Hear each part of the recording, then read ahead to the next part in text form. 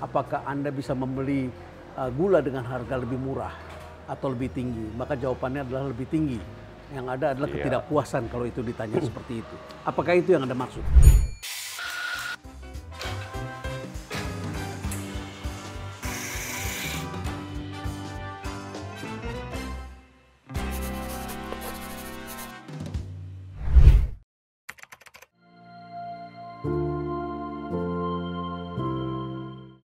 Sampai detik terakhir hidup saya, sampai akhir hidup saya selalu akan penuh rasa syukur dan terima kasih kepada Pak Jokowi. Ya, kami melihat Pak Jokowi itu dari apa yang beliau sampaikan ke publik.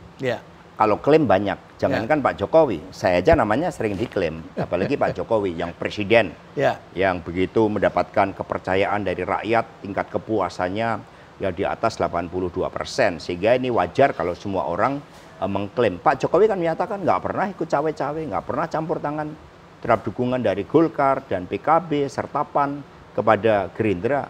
Beliau menyatakan itu yang kami percaya, apalagi secara historis, aspek ideologi, beliau kader PDI Perjuangan, kemudian emotional bonding dengan PDI dan Ibu Mega, karena Pak Jokowi sadar betul bahwa ketika berjuang sejak wali kota, kemudian menjadi gubernur, itu kita berikan dengan tulus. Cukup lama bersama PDIP. Energi dari PDI Perjuangan. Bahkan Mas Prananda Prabowo pun saat itu bergotong royong untuk mencarikan dana saksi pada saat Pilgub putaran pertama. Ibu Mega itu sampai mengumpulkan seluruh kepala daerah PDI Perjuangan. Dikumpulkan untuk gotong royong buat Pak Jokowi. Untuk menang di Jakarta. Iya, betul. Inilah menunjukkan kuatnya emotional bonding karena kita tahu Pak Jokowi sosok yang baik, sosok yang jujur, sosok yang akan membawa kemajuan.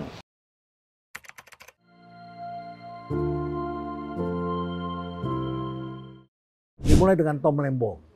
Tom Lembong ini dulu adalah sahabat dekat Pak Jokowi yang menemani presiden kemanapun pergi ke luar negeri, dan ketika presiden tidak bisa berbahasa Inggris atau tidak bisa menjawab atau ragu-ragu menjawab, dia bilang saya mempunyai menterinya, saya beri kesempatan dia yang menjawab, gitu ya. Betul. Dan dia membawa network Harvard-nya begitu di dunia internasional. Kemudian yang ketiga adalah Hasto.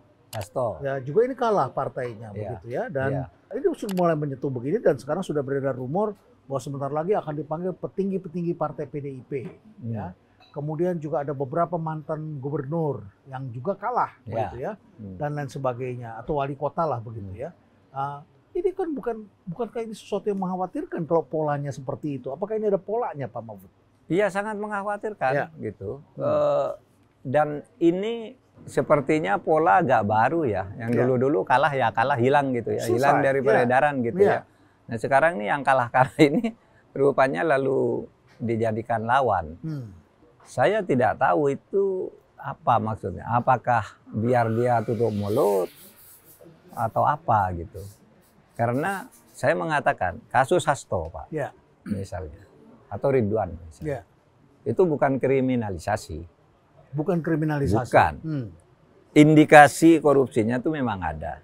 Yang Hasto juga, dulu saya katakan Hasto itu bukan kriminalisasi. Memang tahun 2020 sudah ada 2 isu menyangkut Hasto. Satu diberitakan dia itu menyuap, yang kedua merintangi. Kan sudah ada tahun 2020 kasus itu. Sehingga saya katakan kasus Hasto bukan kriminalisasi, tapi politisasi. Politisasi. Karena kalau kriminalisasi itu orang tidak berbuat apa-apa, dicarikan pasal agar menjadi berbuat. Gitu kan, itu kriminalisasi. Mengkriminalkan orang yang tidak dari pasal kriminalnya. Nah, kalau politisasi itu ya tebang pilih itu. Kenapa kok baru sekarang Hasto? Dulu kenapa dirintangi? Kok sekarang Hasto dibilang merintangi? Dulu untuk menegakkan hukum terhadap Hasto kok dirintangi? Kan gitu kan, Pak? Jadi pantas dong kalau dia teriak bahwa dia ini adalah tahanan politik. Iya, makanya politisasi, bukan kriminalisasi. Jadi itu kasus lama sebenarnya, orang sudah tahu dulu bahwa itu dulu masalahnya. Kok sekarang baru muncul di dakwaan. Itu kan politisasi. Kenapa yang lain tidak nih?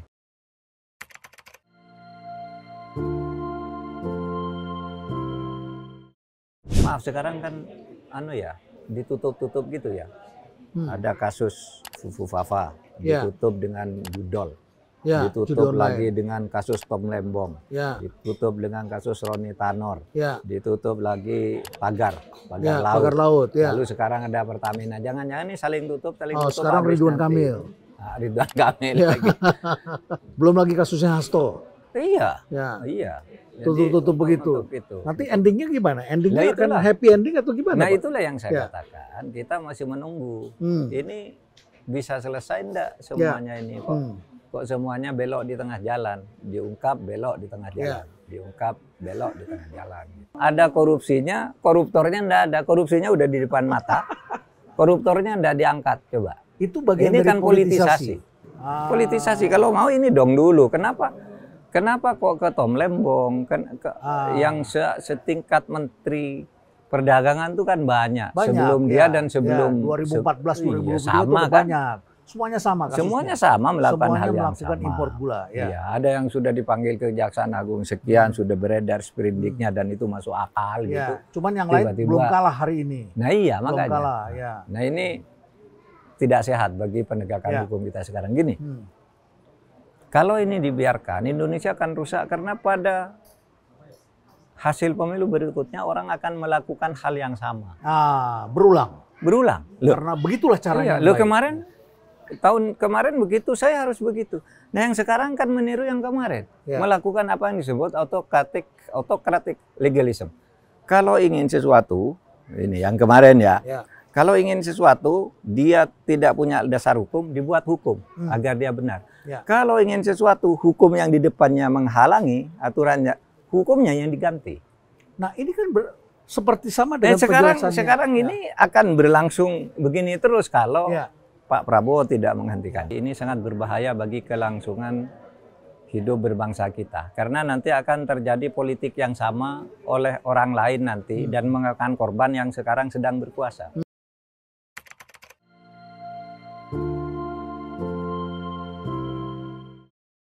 Begini Prof, saya merasa sudah diberikan terlalu banyak rezeki dalam hidup saya. Sudah tiba saatnya kita give back. Ya, kita mengembalikan rezeki itu kepada negara, kepada masyarakat. Jadi investasi ini bukan buat saya.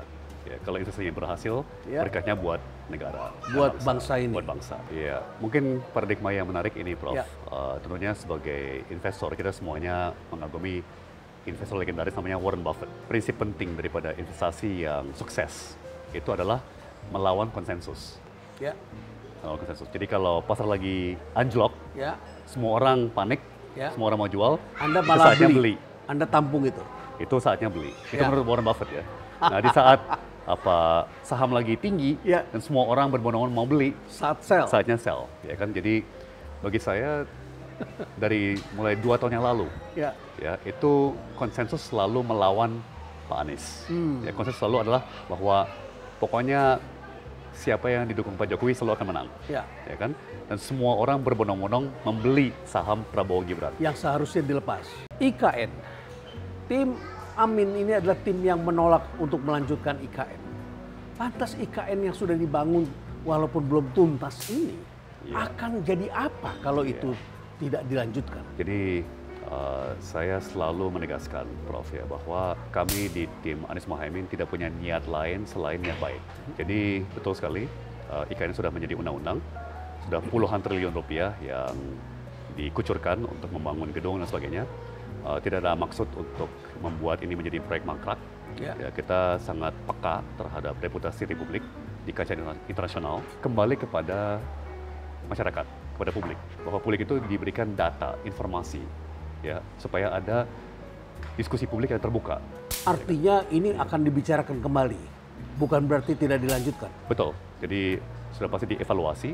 Ya, menurut kami saat undang-undang IKN itu dibuat itu sangat tergesa-gesa, cepat sekali, ya, tanpa ada konsultasi publik yang lengkap. Hanya 3% dari dana IKN itu, atau setara 13,5 triliun, bisa memperbaiki 80.000 gedung sekolah di seluruh Kalimantan.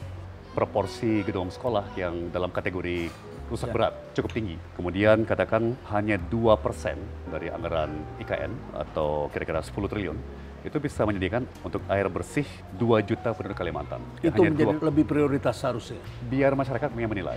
Jadi biaya tidak sebesar itu, tapi sudah bisa menyediakan air bersih yang memadai untuk masyarakat. Ke seluruh Kalimantan, ya kan? 1% atau 4,5 triliun bisa menyediakan transportasi murah dan mudah untuk semua kota-kota di Kalimantan. Kota-kota di Sumatera juga punya kebutuhan. Kota-kota di Sulawesi juga punya kebutuhan. Kota-kota di Maluku, Papua, Nusa Tenggara juga punya kebutuhan.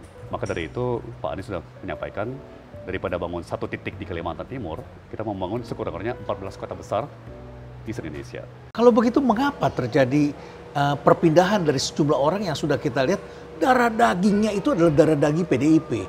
Saya lihat misalnya Budiman sebetulnya adalah orang yang jiwanya jiwa nasionalis. Kenapa terjadi perpindahan itu? Bisa ada insight? Ya pertama berpolitik itu kan atas dasar kesukarelaan. Ya. Kemudian kita kan dihadapkan pada suatu pasar kontestasi. Kalau di PDI Perjuangan itu memang berjuang dengan keyakinan ideologi. Kita harus belajar dengan akar rumput, dengan ranting. Anak ranting-ranting ketika mendorong Pak Jokowi sampai mempertaruhkan nyawa, itu tidak berpikir mau jadi apa. Mereka tidak mendapatkan apa-apa ya, juga mereka dari perjuangan. Hanya harapannya Indonesia ini jauh lebih baik. Ya. Pertaniannya lebih baik, pendidikannya lebih baik, dan Pak Jokowi memenuhi itu. Tetapi dalam pasar kontestasi yang sangat ketat ini, ada juga partai lain yang memberikan offering dengan menawarkan, lo kalau masuk di tempat kami, transfer pemain aja itu 5 miliar. Oh, ada transfer pemain. Ada transfer pemain, itu sama seperti rekrutmen ini bola itu. Ya. Ada transfer pemain. Kemudian ada dana untuk pencalekan. Kalau di PDI gotong royong dana itu. Memang PDI ya partai yang mendasarkan pada ide gagasan Bung Karno. Kita harus menggelorakan semangat juang. Kami putuskan Indonesia yang berdaulat di bidang pangan. Maka lahirlah food estate. Yang salah eksekutornya, bukan Pak Jokowinya. Pak Jokowinya bagus, sejalan dengan nafas kebijakan partai. Nah artinya Pak Jokowi sebagai petugas partai pun bukan merendahkan beliau. Apalagi kalau kita ingat arti kata menteri. Menteri dalam bahasa Latin itu pembantu. Maka Perdana Menteri, Presiden itu ya pembantu di antara pembantu. Ini kalau dari bahasa Latinnya. Saya tanya sama ahli bahasa Latin loh, bahasa yang paham tentang filsafat. Karena memang mereka saat itu revolusi Perancis ini kan sejarahnya ingin keluar dari dominasi feodalisme. Karena persekutuan antara kaum agama dan kaum bangsawan. Maka kemudian sebagai suatu simbol bagi jabatan-jabatan resmi, itu kemudian simbol kerendahan hati. Bahwa menjadi menteri itu pelayan rakyat, presiden ini juga melayani rakyat, wakil presiden ini adalah pembantu presiden. Itu kan istilah-istilah yang mengandung syarat-syarat kerendahan hati dalam seorang pemimpin yang dijabarkan dalam jabatan strategis.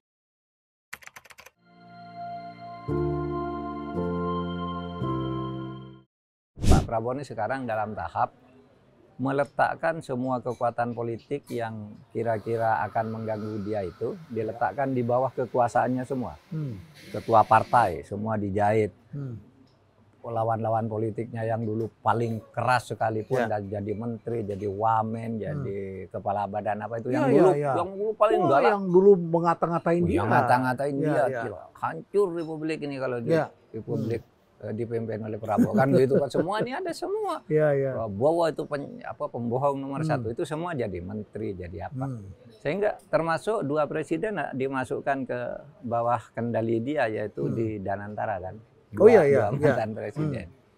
Saya berpikir positif, ini bagus Pak Prabowo ini ingin memasukkan dulu ke dalam karung yang dia ikat sendiri orang-orang yang kira-kira ngelawan dia. Sesudah ini mungkin dia akan melakukan gerakan pemberantasan korupsi yang sungguh-sungguh tanpa diganggu oleh orang yang celomitan ini, mungkin ya. Pak Prabowo melakukan ini kan bukan karena pemberantasan korupsi, tapi karena ingin mengganti pemain.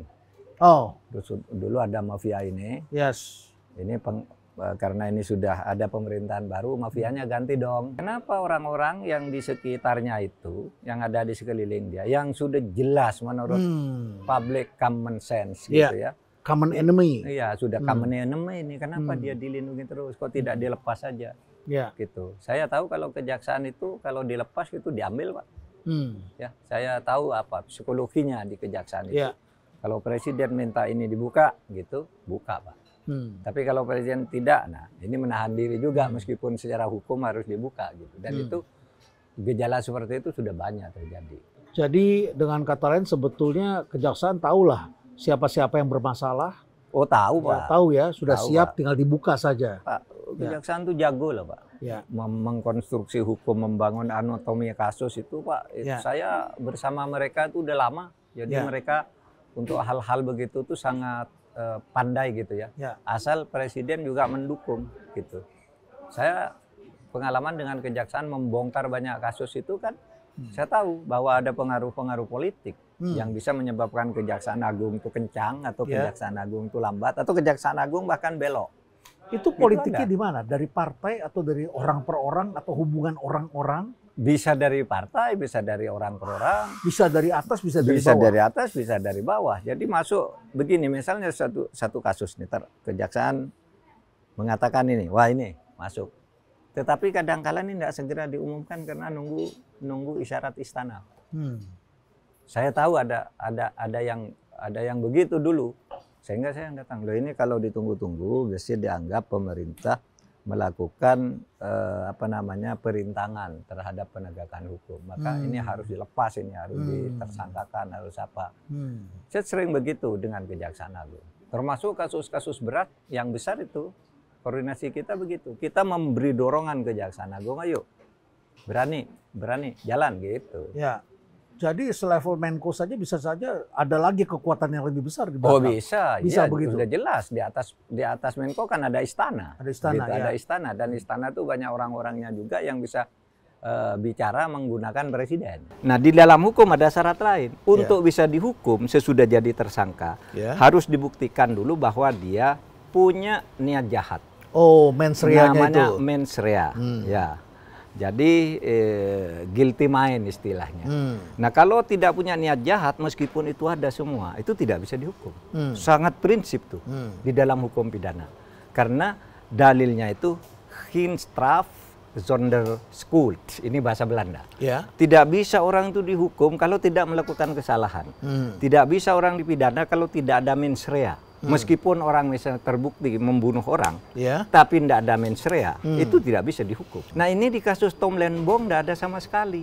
Sudah dikejar kemana-mana. Selalu tidak kelihatan di situ, tidak ada. Bahwa dia punya niat tuh dari mana, wong dia diperintah oleh atasan. Ada dokumen-dokumen bahwa itu diperintah. Gitu. Dalam hal ini presiden pada saat dalam ini presiden dan ada rakornya untuk itu. Ada rakor yang dilakukan secara resmi. Berarti tidak ada kesalahan. Jadi bukan niatnya dia, tapi dia menjalankan perintah. Menjalankan perintah dan kemudian dia memerintahkan lagi ke bawah kan? Ke BUMN yang ada di lingkungan TNI waktu itu antara lain kan? Dia aja yang kemudian di lapangan melakukan. Nah oleh sebab itu saya kemudian ketika dia jadi tersangka dulu kita bicara di sini. Kalau unsur untuk jadi tersangka terpenuhi, tapi sekarang sesudah vonis, saya nyatakan keputusan hakim itu salah. Saya harus berani mengatakan salah karena apa? Karena ini belum inkrah, masih bisa dilawan, masih dinyatakan minta ke pengadilan tinggi, Pak Hakim, tolong nih batalkan ini salah ini putusan ini. Oleh sebab itu kita berhak sekarang menyatakan salah putusan itu. Prof. Renal, saya selama hidup rasanya tidak pernah membela atau menyalahkan hakim ketika menghukum koruptor. Tidak pernah saya. Baru kali ini saya mengatakan ini saya harus bela karena soal hukum. Yang sekarang ini terjadi politiknya, artinya demokrasinya itu sudah jauh menyeleweng, menggunakan siapa yang kuat bisa memesan kasus, itu dan seterusnya dan seterusnya. Tidak bisa secara spesifik karena kita tidak punya bukti mengatakan kasus Tom Lembong itu kasus pesanan. Tapi orang merasakan ini ada ketidakwajaran. Lalu orang mengaitkan dengan politik, gitu. Nah itu yang menurut saya tidak boleh terjadi di dalam negara hukum kita ini. Ini kayaknya ada pesanan nih, ada target. Apalagi ada pesanan tuh menjadi terasa karena sebelum Tom Lembong, menterinya melakukan hal yang sama. Menteri lain? Iya, Menteri lain. Pak Sulhas. Pak Sulhas sesudahnya. Oh sesudahnya. Yang sebelumnya ada Rahmat Gobel. Nah, Rahmat Gobel itu kan yang memulai kebijakan-kebijakan itu. Yang mengeksekusi si Pak Tom Lembong diteruskan oleh menteri-menteri sesudahnya yang 3 kali 4 kali lebih besar. Sementara tidak ada perubahan aturan, berarti sama dong. Kenapa ini tidak malah Pak seharusnya kan kalau ada gejala seperti ini dimulai dari yang terakhir, gitu Pak. Yang sekarang tuh gimana, lalu Yang terbukti ke sebelumnya baru sampai ke Tom Lembong. Ini Tom Lembong kok duluan. Sekarang di depan mata sedang terjadi, tidak dihentikan.